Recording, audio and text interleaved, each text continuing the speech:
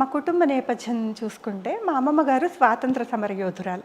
అంటే తాతగారితో బాటే ఆవిడ వెళ్ళినా కూడా దుర్గాబాయి దేశ్ముఖ్ గారితో కలిసి హాస్టల్లో ఉండి ఆ రోజుల్లో పీయూసీ చదువుకుని ఆ తర్వాత తాతగారు ఆ స్వాతంత్ర సంగ్రామంలోనే ఇంకా మనకి రాకముందే స్వతంత్రం ఆయన పోతే 50s 60s అనుకోండి. 47 40s లోనే అంటే స్వతంత్రం రాకముందు సంగతి మీరు స్వాతంత్రం చెప్తున్నారు. రాకముందు ఆయన పోతే ఆయన చూడలేదు స్వాతంత్రం వచ్చిన తర్వాతే పోయారు. బట్ అప్పటి నుంచి ఆవిడ 46 47 నుంచి కూడా ముమ్మరంగా ఉద్యమాలలో పాల్గొని దుర్గాబాయి దేశ్ముఖ్ గారితో కలిసి పనిచేసి ఆ తర్వాత ఆయన జైల్లో ఉన్నప్పుడు ముగ్గురు ఆడపిల్లల్ని పెంచుకుంటూ ఆయన పోయిన తర్వాత ఆయన పోవడం కూడా చాలా విచిత్రంగా పోయారు.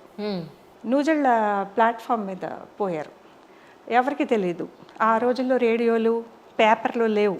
కుటుంబాన్ని తీసుకొచ్చి అప్పుడు నైజాం అనేవారు.